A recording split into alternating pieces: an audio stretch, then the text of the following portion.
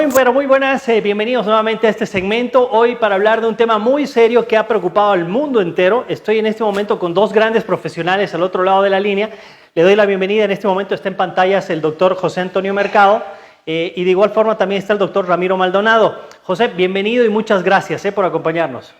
Buenas noches. Esperemos que con esta entrevista podamos ayudar a entender un poco más acerca de lo que es este flagelo en este momento en el planeta.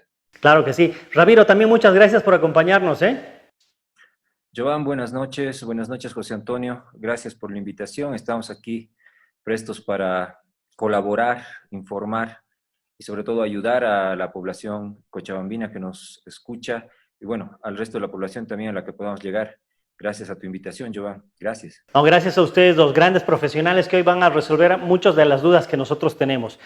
Ramiro trabaja dentro del área intensiva, uno de los lugares más expuestos seguramente, y José está, bueno, él es neumólogo y también está obviamente dentro del área intensiva, pero también él ve un tanto el proceso de esta enfermedad. Quiero iniciar contigo, José, en ese sentido. La gente dice, oye, ¿cómo le hago yo para saber que tengo COVID? Sí, si tienes fiebre, si tienes dolor de cuerpo, sí. Pero, ¿qué tengo que hacer? Porque se ha determinado que el hospital es de repente uno de los lugares a los cuales uno no debería tratar de llegar porque es uno de los lugares donde más que todo se puede pegar la enfermedad. Mira, todos sabemos de que esta es una enfermedad nueva y es interesante cómo cada vez conforme se la va entendiendo, es muy heterogénea en la forma de presentarse los síntomas. Obviamente, digamos, el punto principal de detección, si se quiere, desde el punto de vista clínico, es la parte respiratoria y es tan simple como si fuera un resfrío. La fiebre, tos, esta sensación de falta de aire, nosotros le llamamos disnea, que probablemente, y la tos seca con un dolor de garganta que a veces es muy inespecífico y además de la pérdida del olfato, son los síntomas que alertan de que podría tratarse, quiero que se me entienda bien, podría tratarse de la enfermedad del COVID. ¿Pero qué recomiendas? ¿La gente apenas sienta estos síntomas debe ir al médico? No, de hecho, quiero llegar a eso. Lo que se estila hacer y en general lo que se debería hacer es que se generan cinturones de seguridad justamente para evitar el colapso de los sistemas de salud. Si cada paciente, teniendo estos síntomas, que de hecho son muy inespecíficos y generales, Sí. acudirían a un servicio de emergencias o a un servicio médico, va a colapsar todo el servicio y no vamos a tener abasto para eso. Entonces se generan anillos periféricos de seguridad y van desde estas situaciones llamado telefónico. Hay aplicaciones que te dan la posibilidad de que tengas o no tengas la enfermedad y te redireccionan, dependiendo de la región, te redireccionan al sitio donde tú tendrías que consultar para no colapsar el servicio de salud.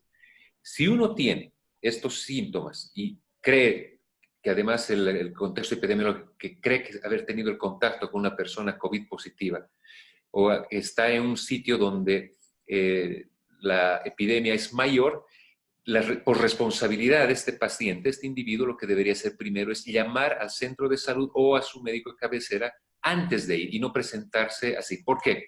Porque en el momento en que se presenta sin el previo aviso, pone en riesgo a las otras personas que podrían estar en el servicio de espera o en el servicio de emergencia y en las salas de espera. Claro. Pero si el individuo, el paciente, alerta, obviamente lo van a esperar con todas las medidas de bioseguridad para disminuir la posibilidad del contagio. Oye, José, pero estamos llegando a una etapa ya del año donde seguramente vas a tener mucha afluencia y mayor porque vienen los resfríos. Estamos entrando ya a mitad de año, las temperaturas ya están bajando y se viene pues el tema de la influenza. Así es, o sea, de hecho, la susceptibilidad, de hecho estamos viviendo una paranoia colectiva. La susceptibilidad va a ser esa, ¿no? Cualquier síntoma de vía respiratoria como un resfrío común, indudablemente que va a poder ser interpretado como si fuera un posible COVID. Entonces, siempre es oportuno llamar antes de acudir a un centro de salud o al médico de cabecera para que se tomen las medidas. Sería muy imprudente, teniendo los síntomas y presentarse ahí y exponer a personas que probablemente estén esperando por otras situaciones en un servicio de emergencia. Claro. En este momento no podemos desconocer las otras enfermedades. De hecho, hay personas que están, qué sé yo. Mire, en este momento estamos lidiando con una cosa. Hay un síndrome febril, además que tiene que ver, que es el dengue. Claro. Hay fiebre y uno sospecha COVID. Hay fiebre, puede ser un resfrío común. Hay fiebre, puede ser una infección urinaria. Y hay hay un montón de enfermedades que podrían fácilmente confundirse. Entonces, por responsabilidad hacia ti y hacia los demás, yo creo que es bueno siempre llamar por teléfono o anunciarse antes de acudir a un centro de salud. Claro. Y Ramiro, dentro de tu área, el área intensiva, ¿qué es lo que está pasando hoy por hoy? Mucha gente con esta paranoia que nos dice José está acudiendo a los centros de salud y de repente, pues, bueno, hay gente que sí da positivo, otra que no. Pero en el caso de dar positivo, ¿cómo están funcionando en este caso las clínicas, los hospitales? ¿Cuál es el procedimiento? Yo he escuchado de mucha gente que le dice, váyase a su casa. Pero ¿qué es lo que pasa si tú tienes familia? ¿Cómo se evalúa para que una persona o esté en la clínica o pueda quedarse aislado en casa? Joan, respecto a lo que decía José Antonio, ¿no? Quería acotar una Claro, pequeña claro. cosita. Se está trabajando bastante en lo que es el Servicio Departamental de Salud, SEDES, conjunto con el Colegio Médico. Se está trabajando una aplicación, ¿no? Que esperemos que ya se pueda lanzar en las siguientes 2 semanas. Espero que sea esta semana, ¿no? Es una aplicación que ya la vienen preparando desde hace 2 meses atrás. Pero como tú comprenderás, pues para que en salud se muevan los engranajes es bastante difícil, ¿no? Esta aplicación les va a dar la facilidad a todos los usuarios de bajarla gratuitamente y les va a dar un checklist de síntomas, como los que te ha mencionado José Antonio, ¿no? Entonces, esta aplicación a la vez va a evaluar si tú estás en riesgo o tienes una posible infección por COVID-19, ¿no?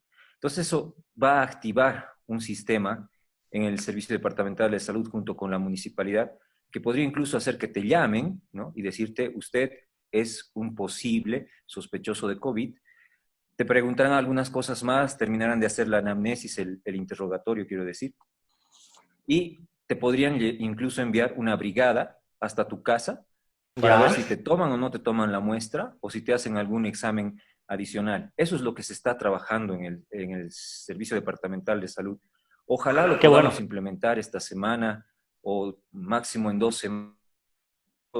Ya se venía trabajando esto desde hace 2 meses atrás, o sea, ya estaría listo, pero como en todo, ¿no?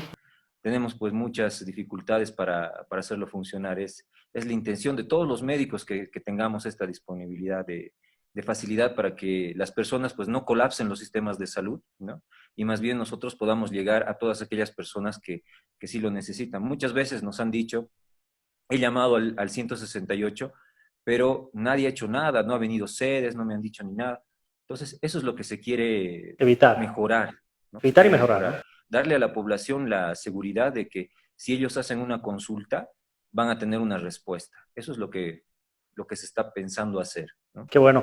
Pero Ramiro, dentro de lo que te preguntaba, y esto creo que es algo que mucha de la gente se está cuestionando, ¿verdad? Porque si yo doy positivo y me dicen que me quede en casa, el temor son mis hijos, el temor es mi pareja.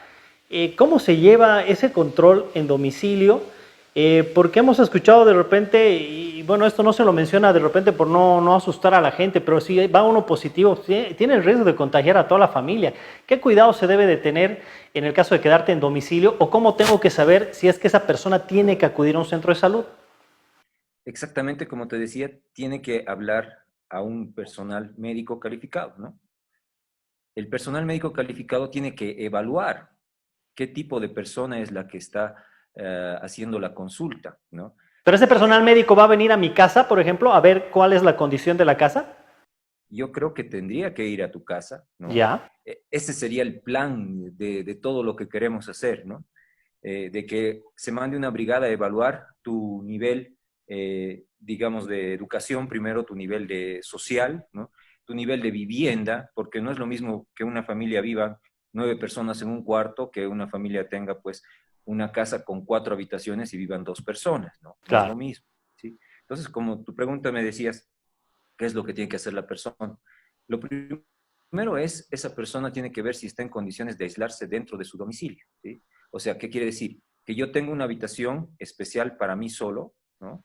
Y si dispongo de un baño, para mí solo sería lo ideal, si quieres, ¿no? Pero si ya tengo una habitación para mi persona, donde yo puedo estar aislado con buena ventilación, ¿no?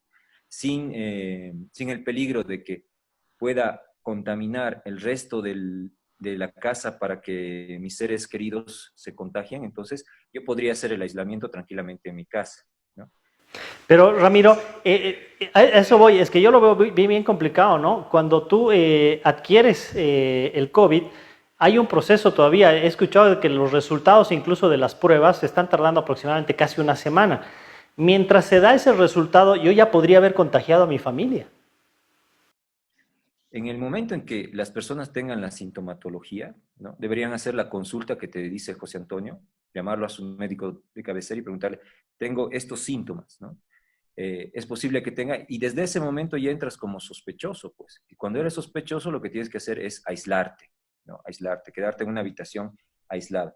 Ahora, si no tienes una habitación aislada en tu domicilio, ahí sí tiene que intervenir el sistema de salud y te tendrá que llevar, pues, a un lugar aislado donde se esperará el resultado de si eres positivo o no eres positivo, ¿no? Claro. Eso es lo que tendríamos que hacer.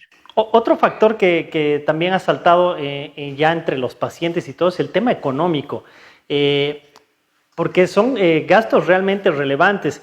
Y a esto voy, la pregunta va para José Antonio. José Antonio, si uno da positivo, ¿esto garantiza sí o sí que va a llegar a un momento de utilización de equipos de respiración, que va a llegar siempre a una terapia intensiva o no? No, antes me gustaría complementar respecto a lo que decía Ramiro, hay una cosa. Eh, esta enfermedad ha venido para quedarse. Tenemos que No se aprender. va, se queda ya, es un hecho. Se queda, ¿ok? Eh, realmente va a pasar mucho tiempo si es que nosotros quisiéramos erradicarla. La viruela probablemente es una de las pocas enfermedades virales que ha sido erradicada del planeta, al igual que la polio. Ahora, toda la información que se tenga que dar en este momento tiene que ser clara, tiene que ser objetiva y con la menor distorsión posible. Y cuando hablo de esto es que en este momento la influencia de medios de las redes sociales, por ejemplo, o sea, de hecho, si se dan cuenta, un youtuber tiene más influencia que un médico profesional Sí. o que otras personas. Entonces, eso lleva a distorsionar la información. Por lo tanto, si nosotros damos estos tres elementos que tú lo manejas muy bien, Giovanni, en la parte de la prensa, clara, objetiva y con la menor distorsión posible, obviamente que va a llevar a un cambio de conducta y de todas las actividades que son positivas. Eso está claro. Entonces, a partir de ese razonamiento, las consultas, ir al mercado, relacionarte con tu amigo, las reuniones, me voy a poner un poco más popular, las bolicheadas van a ser completamente distintas, por No. lo que la consulta médica va a ser también distinta. Entonces, hay que hacer un cambio en el pensamiento de las... intentar cambiar el pensamiento de las personas para que puedan entender lo de la enfermedad. Ahora, comentabas si uno es... una cosa más. Uno no es positivo porque te digan que es positivo. Tú ya estabas siendo positivo para el COVID y no sabemos qué tiempo habrás estado. Te cuento algo. Desde el momento en que te contagias, tienen que pasar entre 2 a 14 días, con una media de 5 o 7 días aproximadamente, para que el individuo perciba sus síntomas y decida ir al médico o decide hacer una consulta. Por lo tanto, esos días previos en los que estaba en periodo de incubación, donde no hay una sintomatología clara, probablemente este individuo ya estaba contagiando. Entonces, no sabemos si los familiares han sido la fuente del contagio o él ha sido el principal que ya probablemente haya contagiado a su familia. Entonces, en el momento en que ya se hace el diagnóstico, es básicamente para la confirmación. A partir de ese momento, uno toma mayor recaudo para vigilar a ese individuo y limitar más contagio. Entonces, hay que cambiar ese switch en la cabecita. No es que me dicen COVID y a partir de ese momento soy COVID. No, Ya, tú ya eras COVID. Viniste y te estamos confirmando. O claro. te están diciendo que no o que podrías estar incubando. Eso es muy difícil. Por eso la interpretación adecuada de los métodos diagnósticos, que en este momento, hace un momento estaba viendo el protocolo que se ha aprobado para la región, tiene que ver con el diagnóstico virológico y el diagnóstico serológico, que tiene que ver con que tienes la enfermedad o probablemente ya te has enfermado. Claro. Respecto a el aislamiento domiciliario, es pues una cosa de muy alto nivel de responsabilidad. Sin duda alguna.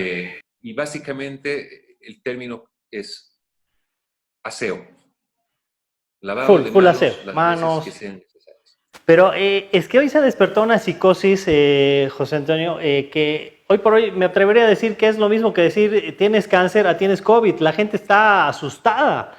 Y por eso te decía, el hecho que te digan COVID es que vas a llegar a una terapia intensiva sí o sí, o hay un proceso que de repente es previo y que es fácil de llevarlo adelante. No, de hecho, como cada vez más se está entendiendo esto, resulta de que los que llegan a terapia intensiva alcanza más o menos a un 5% de los pacientes. Y Ramiro va a poder explicar después, y de esos 5%, cuántos tienen la posibilidad de sobrevivencia. De esos 5%, 5% llegan a la terapia intensiva. 10 al 15%, dependiendo de las series, 15% como término medio, llegan a tener un tipo de neumonía. ¿Eh? Una Ya, neumonía que puede ser manejada sin necesidad del apoyo de una terapia intensiva. Te queda un 80%. Ese 80% son personas que tienen síntomas tan simples como un resfrío. Ahora, ¿a quiénes viene más? Por las estadísticas viene más a los pacientes añosos, ¿de acuerdo? Nosotros somos una población joven, por el momento, que probablemente incluso haya hasta asintomáticos.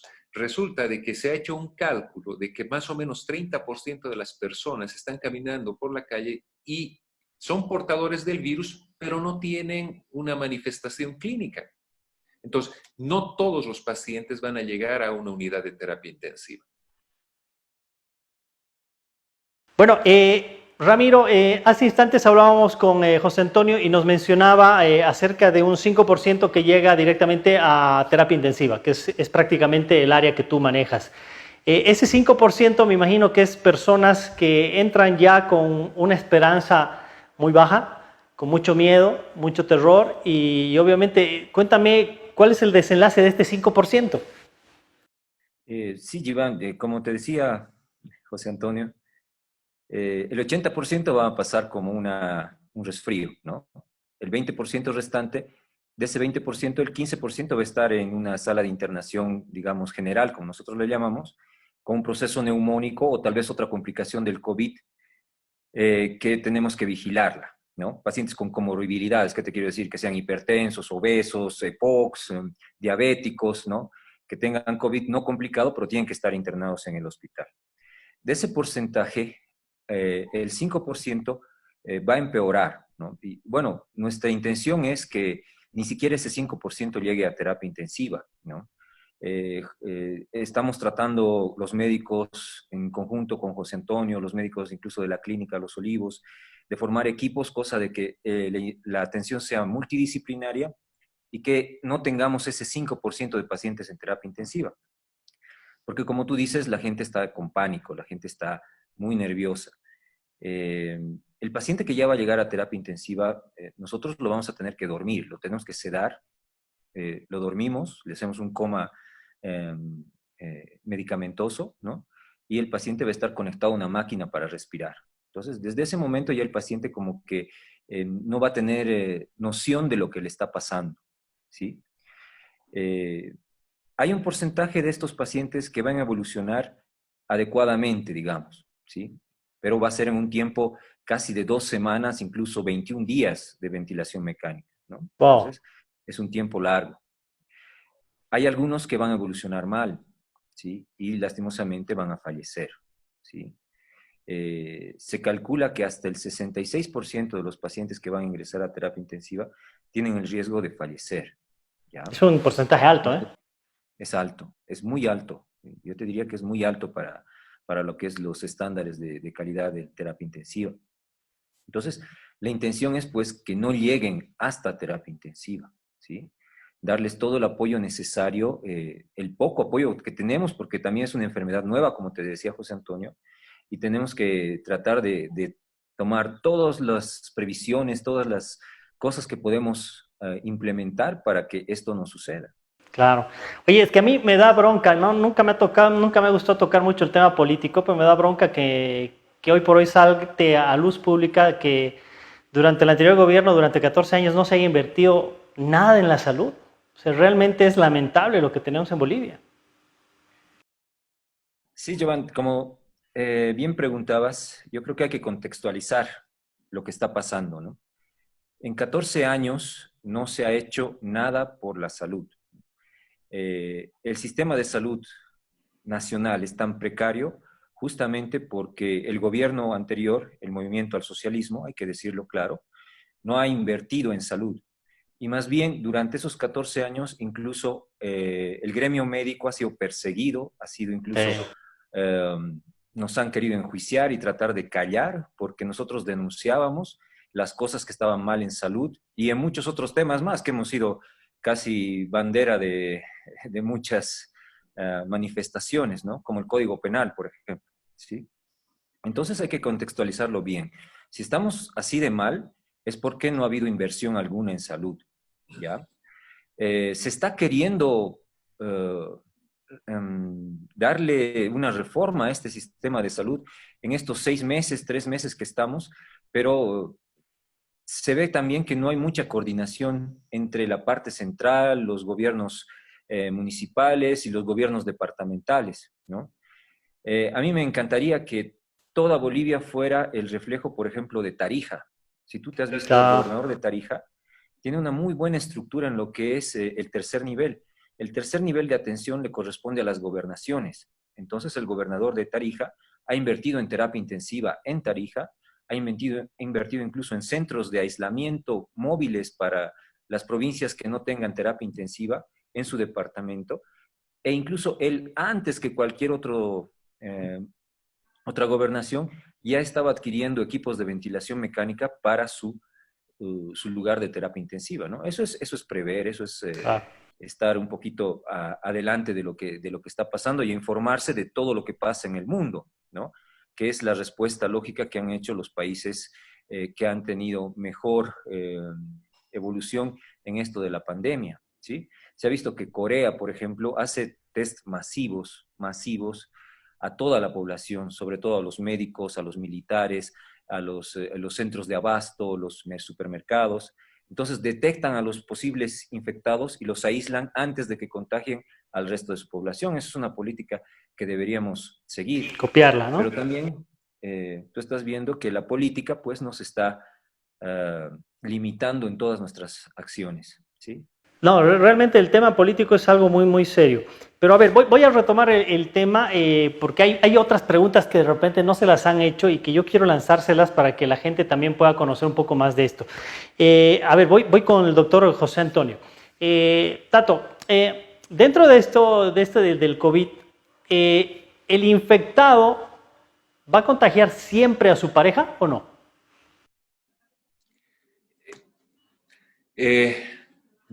Es una pregunta difícil porque, como te digo, en este momento las personas están ya tomando medidas de seguridad personal. Claro. El distanciamiento social probablemente sea una de las medidas más efectivas en este momento, junto con el lavado de manos. No, hasta el momento no se ha demostrado ninguna otra forma de limitar la diseminación del Es que ¿a qué voy con esto, enfermedad. Tato? Perdón que te corte, pero es que lo que quiero decirte es que cuando tú tienes una relación como pareja, siempre hay un beso de por medio.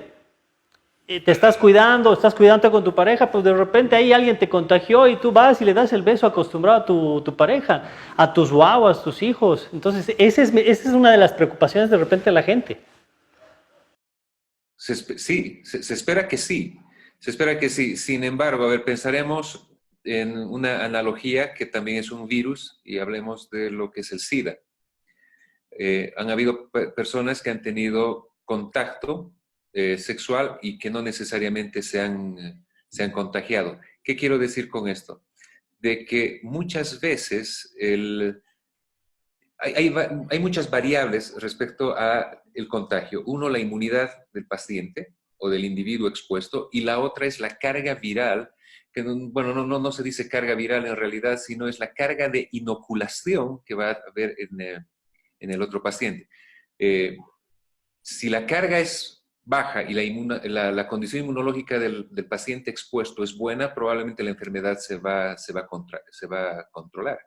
Como te digo, hay muchos pacientes que se calcula que son 30% de ellos que están circulando con el virus, pero sin ningún tipo de sintomatología. Y eso habrá que entender después si hay la virulencia es la capacidad de desarrollar la enfermedad del virus o la capacidad inmunológica del individuo.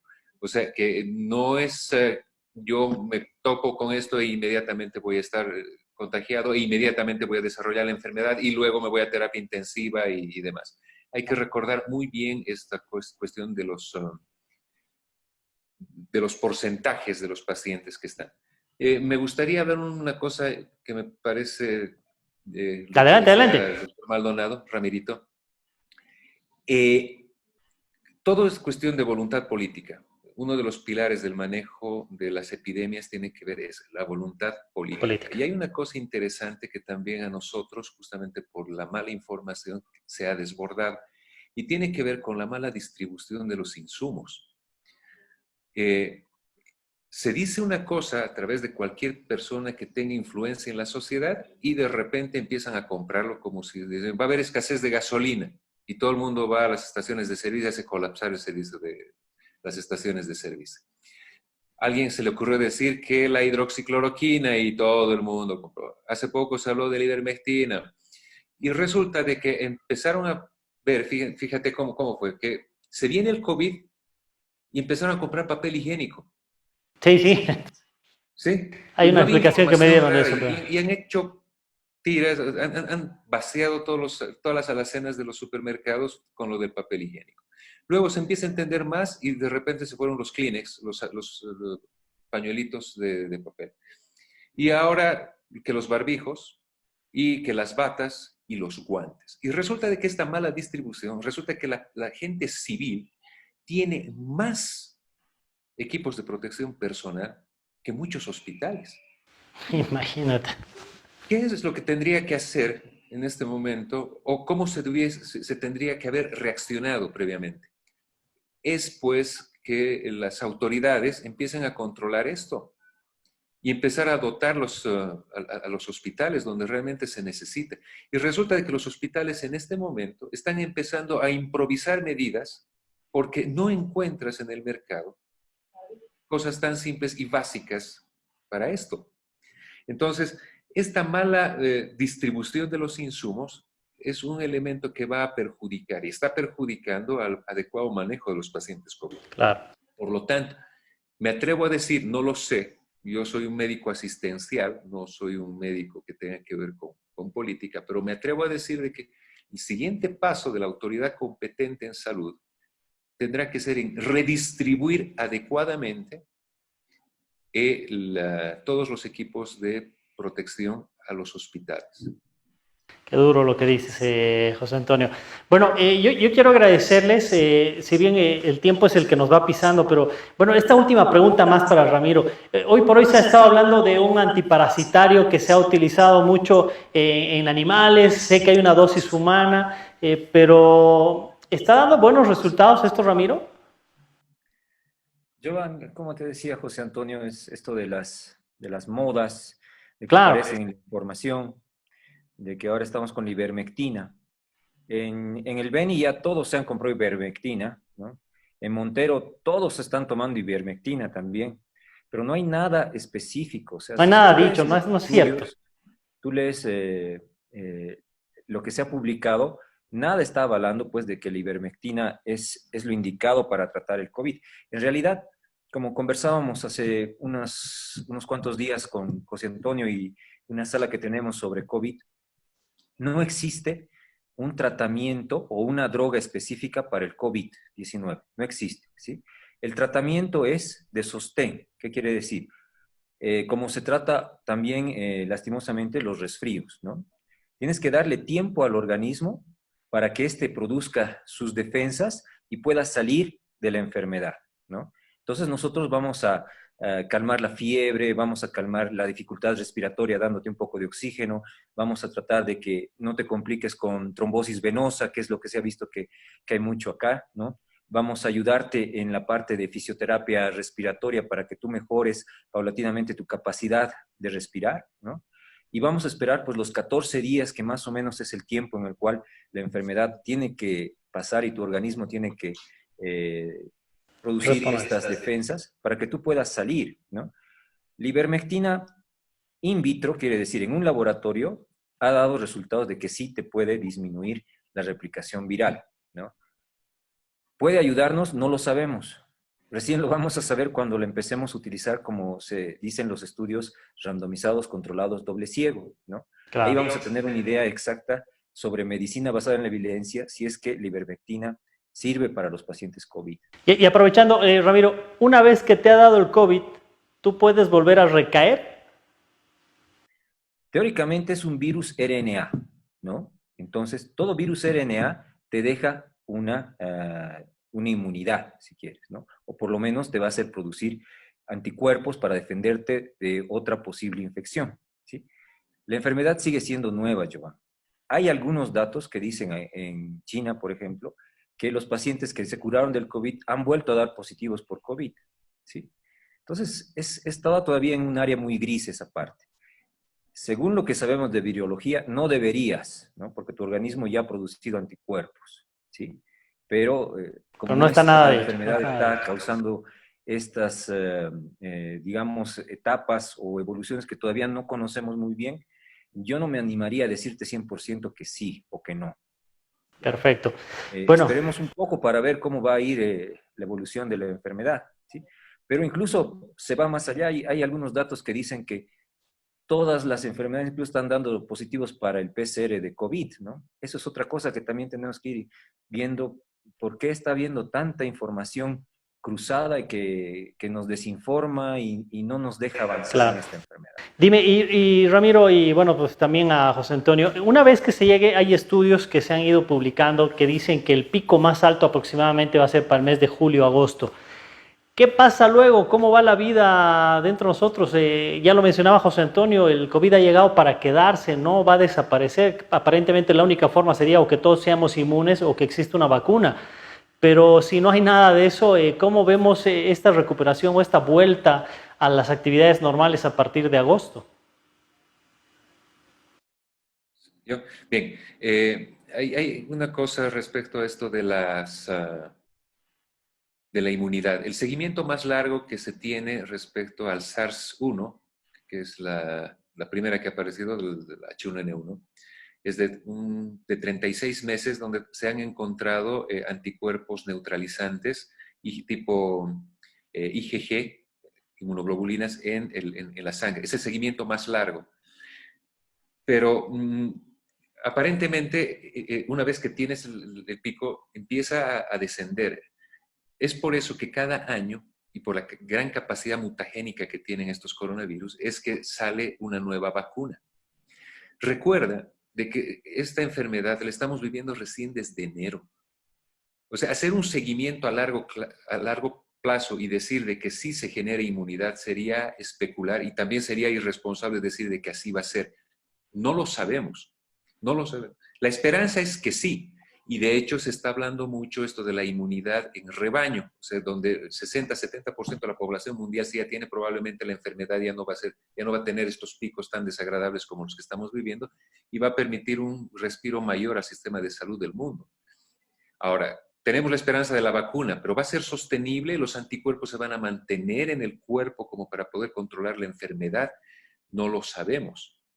Ahora, la otra cosa es lo que decía Ramiro, que entra el virus, te da un empujoncito y te desencadenan fenómenos inflamatorios que son tan heterogéneos que uno tiene que estar atento y básicamente es individualizar el tratamiento. Cada paciente se va a comportar de distinta forma.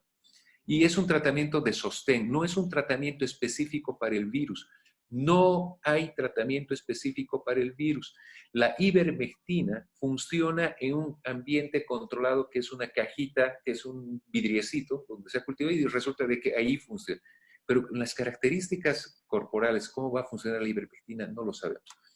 Quiero entrar con esto a un punto que me parece muy importante que tiene que ver con esto de la bioética. Y hay la autonomía, hay la justicia, la beneficencia y la no maleficencia para hacer determinado acto médico. Es bueno alertar aquellas cosas que podrían hacer daño al paciente porque está dentro de nuestro actuar aquello, el código ético de la medicina. Si la ivermectina no ha sido probada, es responsabilidad nuestra decir, saben que tengan mucho cuidado. Por lo tanto, detrás de eso tendrá que haber un consentimiento informado y el médico que va a prescribir tendrá que estar enterado de los efectos adversos y eso se deberá transmitir además al paciente antes de utilizarlo.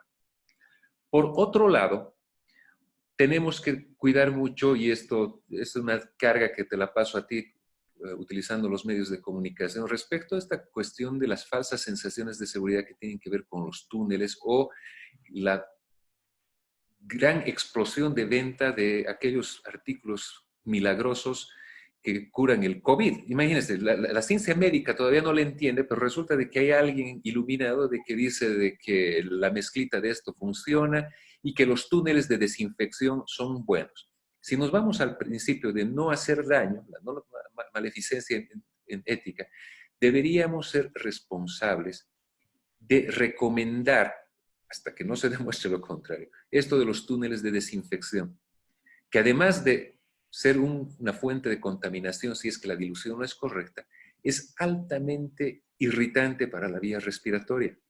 Es impresionante cómo la consulta de dermatopatías, de enfermedades dermatológicas y conjuntivitis en estos últimos 45 días, porque los pacientes han sido expuestos a sustancias que no sabemos exactamente de qué se tratan.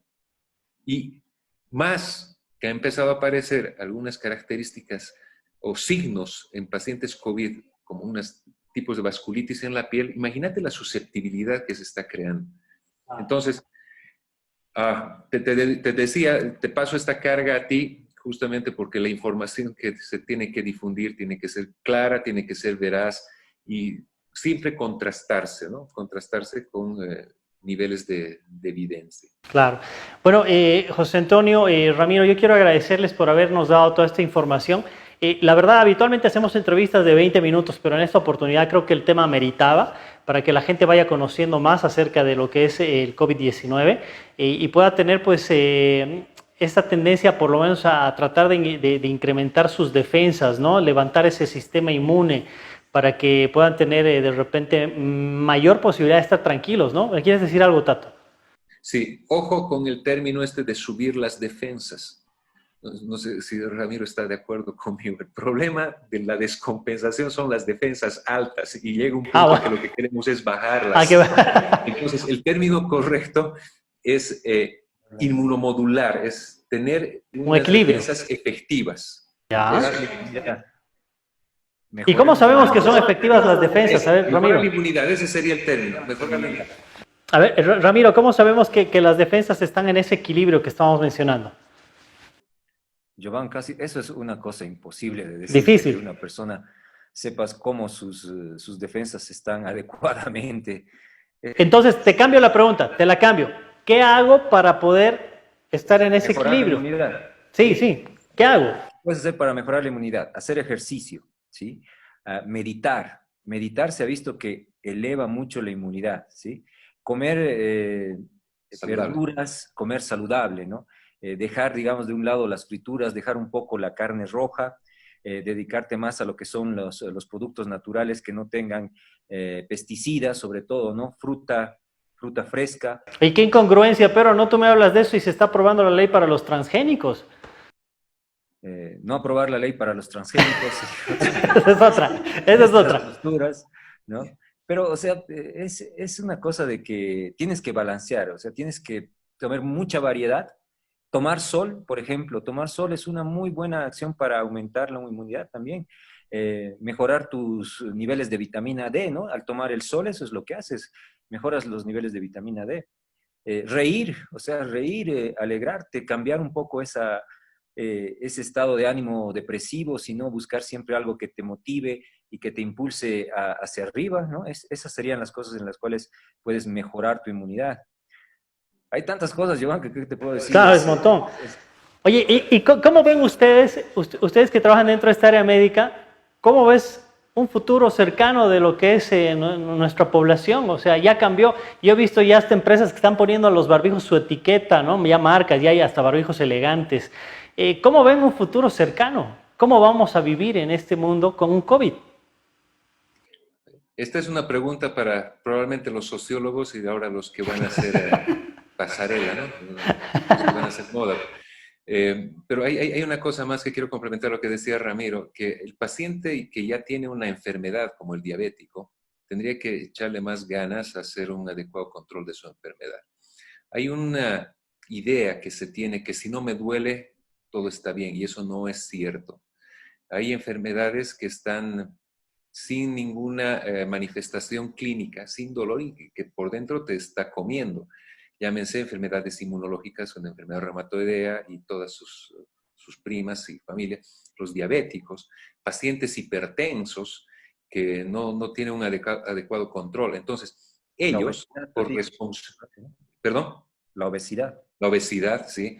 Todos estos pacientes deberían tener un adecuado control e interactuar con sus médicos, acudir a sus controles regularmente, seguir su medicación, etc. Y eso para mí es vital. Y dime, Hecho, José Antonio, ¿y los pacientes alérgicos? Los pacientes que actualmente tienen o han desarrollado algún tipo de alergia, ¿también son de mucho cuidado? Sí, porque de hecho voy a hablar de una rinitis alérgica y un asma, por ejemplo. La mayor frecuencia de exacerbación de una de estas, la rinitis o el asma, generalmente es un gatillante viral, una enfermedad viral. Los resfríos, por ejemplo. Ahora, vayámonos a este elemento que preguntabas, ¿cómo va a ser la vida después? De mucha disciplina, yo creo, y eso, lastimosamente, tengo que decir, va a ser para sociedades altamente educadas.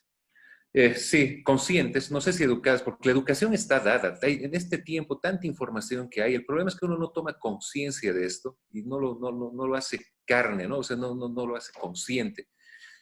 Eso es muy importante. Mira, cuando empiezas a ver o escuchar las exposiciones de algunas personas que quisieran romper la cuarentena y hacer lo que quieran, es como que se sienten invulnerables, ¿no? O sea, no les va a pasar nada. Y yo creo que se tendría que pensar en una corresponsabilidad, así como se hace la práctica en medicina de los consentimientos informados. Aquella persona que quisiera romper la cuarentena debería estar informada cuáles son los riesgos que está teniendo, pero también asumir una responsabilidad. ¿Qué quiero decir? Yo, José Antonio Mercado, decido romper la cuarentena, pese a haber sido informado y haber entendido todo lo que se me ha dicho. Por lo tanto, no habrá responsabilidad de las autoridades, no habrá responsabilidad del médico si es que yo contraigo la enfermedad. Y por lo tanto, sería coherente decir, asumiré con toda la carga financiera si es que yo me contagio de esto y además tengo la responsabilidad, si fuera, entre comillas, transportista, si fuera una persona que trabaja con el público, de hacerme cargo de que yo haya contagiado a otro desde el punto de vista también financiero. Entonces, cosas como esas yo creo que podrían ayudar a tomar decisiones y tomar conciencia de cómo uno debería actuar, porque no es, me enfermé, ahora me das todo, pero claro, ha sido mi responsabilidad. Y probablemente tendría que ser en todas las enfermedades así. Bueno, ahí va. Ahí va lo que se nos viene. Yo quiero agradecerles de verdad nuevamente por haber tomado este tiempito para podernos hablar acerca de esto que ha paralizado al mundo entero. De verdad hay un antes y un después del COVID y bueno, pues gracias a profesionales como ustedes que están tomando esta primera línea, hoy por hoy la estamos sobrellevando acá en nuestro país, pese a la deficiencia que tenemos y arriesgando por supuesto también sus vidas, que eso es algo muy loable y ante lo cual yo quiero expresar mi admiración hacia ustedes y hacia todos los médicos, policías, gente que hace delivery, limpieza, tanta gente que hoy por hoy está arriesgando su vida. Y hay otros que, sin embargo, son unos irresponsables que quieren hacer una ruptura a todo lo que se está haciendo, a todos estos esfuerzos. Muchas gracias, José Antonio. Gracias, Ramiro, por regalarnos este tiempito acá en Préxito. Y bueno, pues los vamos a estar invitando en una próxima oportunidad para seguir hablando de esto, porque es un tema que da para mucho más. Gracias a ti, Giovanni. Buenas noches. Muchas gracias, Ramirito. Gracias, José. Y de verdad, un cariño grande. Cuídense mucho, Cuídense mucho. Cuídense mucho, compadre. Un abrazo grande, cuídense. Y a usted, amigo, que acaba de ver la nota, pues simplemente recomendarle quédese en casa. Ayude un poquito y bueno, pues vamos a relajarnos y a meditar, como decía Ramiro, para de sentirnos mejor. Esa es nuestra función, apoyamos sintiéndonos mejor, estando más relajados dentro de este aspecto, pero manteniendo la disciplina que también mencionaba el doctor Mercado. Muchísimas gracias y será hasta una próxima oportunidad. Chao.